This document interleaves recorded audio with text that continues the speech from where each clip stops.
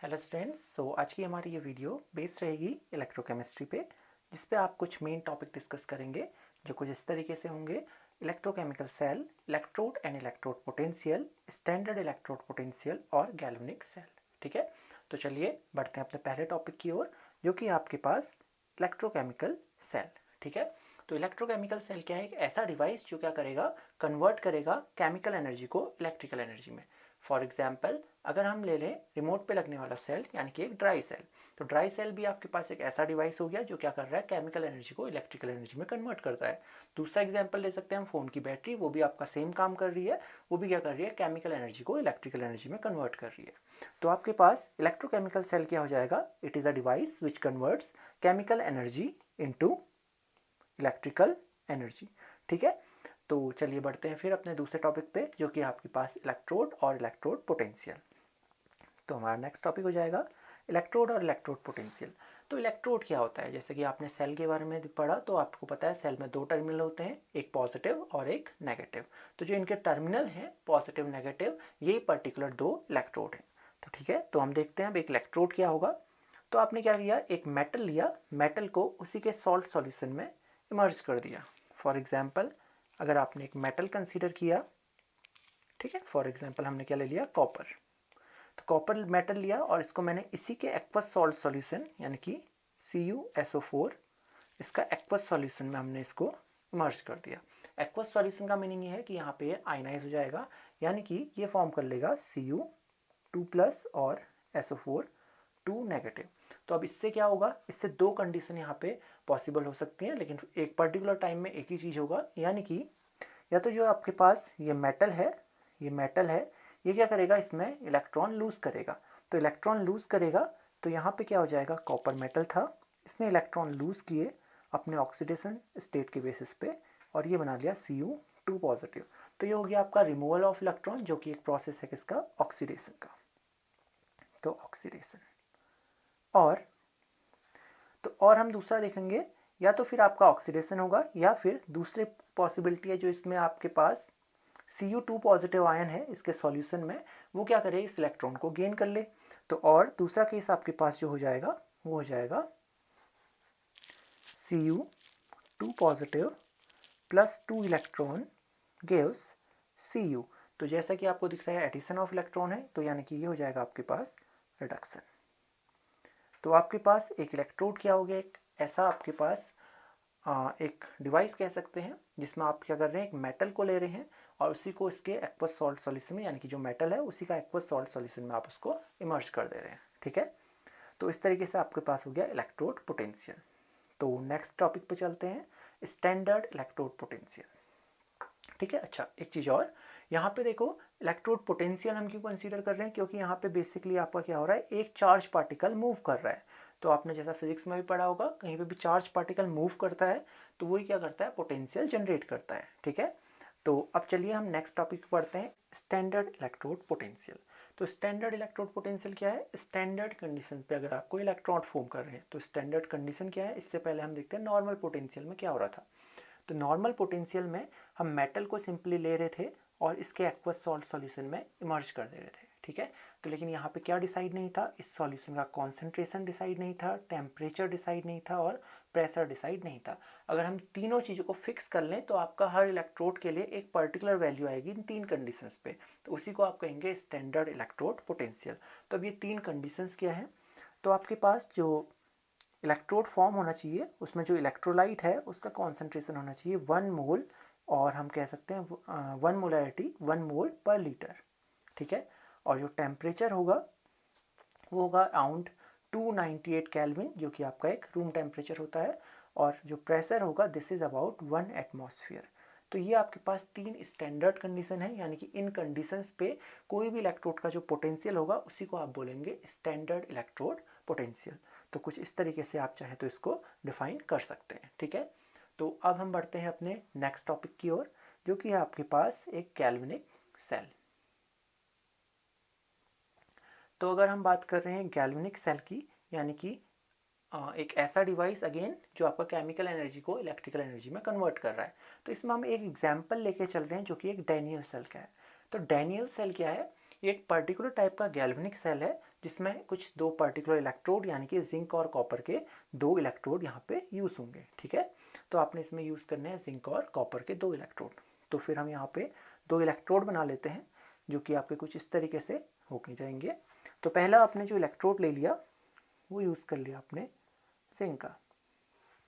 तो ये आपने कहा ये आपका इलेक्ट्रोड है जिंक का, जिसमें आपका जिंक मेटल हो गया और जिंक का एक्वस सॉल्ट सॉल्यूशन हो जाएगा, यानी कि जिंक सल्फेट हमने ले लिया इसका सॉल्ट, इसका एक्वस सॉल्ट सॉल्यूशन बना लिया जिस पे Zn2 पॉजिटिव आयन होगा, SO4 2 नेगेटिव। वैसे ही दूसरा जो इलेक्ट्रोड आप यूज़ करने वाले हैं वो हो जाएगा आपका कॉपर का। तो ये कॉपर मेटल हो गया, इसमें कॉपर का एक्वस सॉल्ट सॉल्यूशन यानी कि कॉपर सल्फेट आपने ले लिया, इसका एक्वस सॉल्ट सॉल्यूशन हो जाएगा जो कि फॉर्म करेगा Cu2 पॉजिटिव आयन और SO4 2 नेगेटिव आयंस। ठीक है, तो अब हम क्या करेंगे, इसको कनेक्ट कर लेते हैं गैल्वेनोमीटर से। आप चाहे तो वोल्ट मीटर से भी कनेक्ट कर सकते हैं, लेकिन गैल्वेनोमीटर किस लिए स्पेसिफिक है, इसका डायरेक्शन के लिए, यानी कि आपको करंट के वैल्यूज़ के साथ उसका डायरेक्शन भी बता देगा। तो हमने इसको कनेक्ट कर लिया with the help of galvanometer. आपने गैल्वेनोमीटर से इसको कनेक्ट कर लिया। ठीक है, अब हमने गैल्वेनोमीटर इस पर लगा लिया और साथ ही में क्योंकि ये आपको दिख रहा है यहाँ से आपको ये एक ओपन सर्किट है, तो ओपन सर्किट में कोई करंट फ्लो नहीं होता है, तो सबसे पहला स्टेप है हमारा इसका क्लोज करना। तो इस सर्किट को क्लोज करने के लिए हम यहाँ पे यूज़ करते हैं एक सॉल्ट ब्रिज।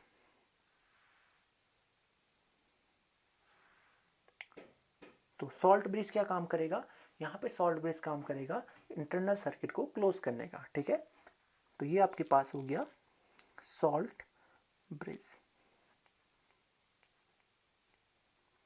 ठीक है, ये हो गया आपका सॉल्ट ब्रिज। अब देखिए इस पर्टिकुलर सेल में क्योंकि प्रैक्टिकल वैल्यू है, तो यहाँ पे जो करंट का डायरेक्शन होता है कॉपर से जिंक वाले इलेक्ट्रोड की ओर होता है। तो आपको पता है करंट का डायरेक्शन क्या होता है, positive terminal to negative terminal. तो इसका मीनिंग हो गया आपका ये टर्मिनल पॉजिटिव और ये टर्मिनल नेगेटिव होगा। अब इसी के साथ करंट की डायरेक्शन और इलेक्ट्रॉन की डायरेक्शन में भी कुछ रिलेशन होता है, दोनों एक दूसरे के अपोजिट होती है। तो अगर हम कह रहे हैं करंट आपका इस डायरेक्शन में जा रहा है तो इलेक्ट्रॉन्स इससे अपोजिट डायरेक्शन में जाएंगे। तो यहाँ से आप किस कंक्लूजन पर पहुँच रहे हैं कि जो जिंक वाला इलेक्ट्रोड है उससे कॉपर वाले इलेक्ट्रोड के साइड इलेक्ट्रॉन्स मूव कर रहे हैं। तो अगर ये कुछ इस तरीके से मूव करेंगे तो जो आपके पास जिंक है यानी कि इस इलेक्ट्रोड में क्या हो जाएगा, ऑक्सीडेशन, और इस वाले इलेक्ट्रोड में आपके इलेक्ट्रॉन ऐड हो रहे हैं तो ये हो जाएगा दूसरा रिडक्शन। तो अब एक चीज़ और याद रखेंगे, हम इनको पर्टिकुलर एनोड या फिर कैथोड बोलते हैं। तो लेकिन किस बेसिस पे, जिस इलेक्ट्रोड में आपका ऑक्सीडेशन होगा वो इलेक्ट्रोड हो जाएगा आपका एनोड। तो ये हो जाएगा आपका एनोड। क्यों, क्योंकि यहाँ पे क्या हो रहा है, ऑक्सीडेशन, और जहाँ पे रिडक्शन होता है वो होता है आपका कैथोड। तो इस तरीके से आपने एनोड और कैथोड डिसाइड कर लिया।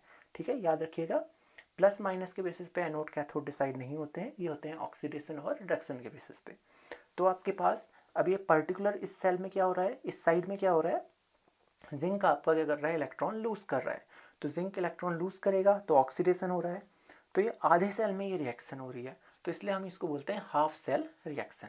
ठीक है, तो अब आगे देखेंगे हाफ सेल रिएक्शन। तो हाफ सेल रिएक्शन में क्या होगा, सबसे पहले आपका एट एनोड। तो एनोड में क्या हो रहा था, तो जिंक था, ये इलेक्ट्रॉन लूज कर रहा था अपने ऑक्सीडेशन स्टेट के बेसिस पे, और इसने बनाया Zn2+ जो कि आपका एक ऑक्सीडेशन था।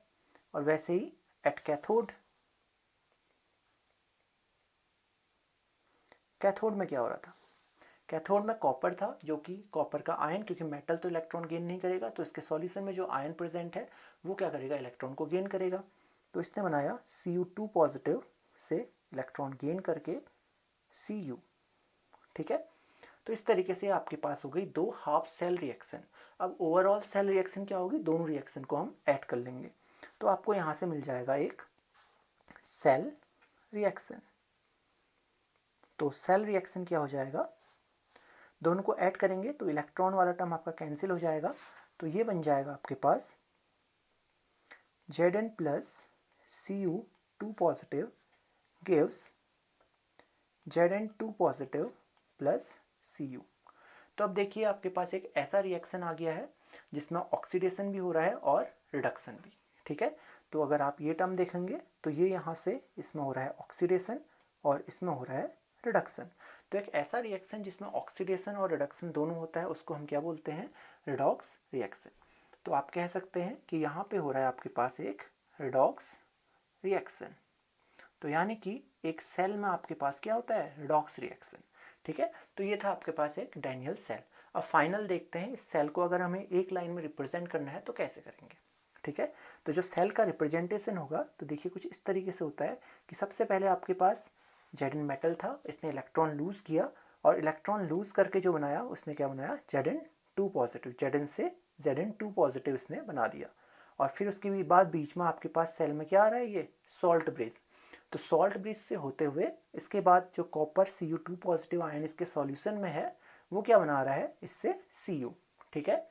तो इसका रिप्रेजेंटेशन कुछ इस तरीके से हो जाएगा, आपके पास है Zn जो कि आपका सॉलिड था, इसने फॉर्म किया Zn2 प्लस जो कि अब आयन है तो इसके एक्वस सॉल्यूशन में होगा। फिर बीच में आता है आपका सॉल्ट ब्रिज, देन इसके बाद Cu2 पॉजिटिव आयन जो कि एक्वस सॉल्यूशन में था, इलेक्ट्रॉन गेन कर रहा है और ये कन्वर्ट हो जा रहा है Cu यानी कि अगेन सॉलिड में। तो इस तरीके से आप क्या करेंगे, इस सेल को रिप्रेजेंट करेंगे। तो सेल का रिप्रेजेंटेशन समझ आ गया। तो ये था हमारे पास एक गैल्वेनिक सेल जिसमें आपका ये था पर्टिकुलर एक डैनियल सेल, ठीक है। तो होपफुली आपको ये समझ आ गया होगा। Thank you.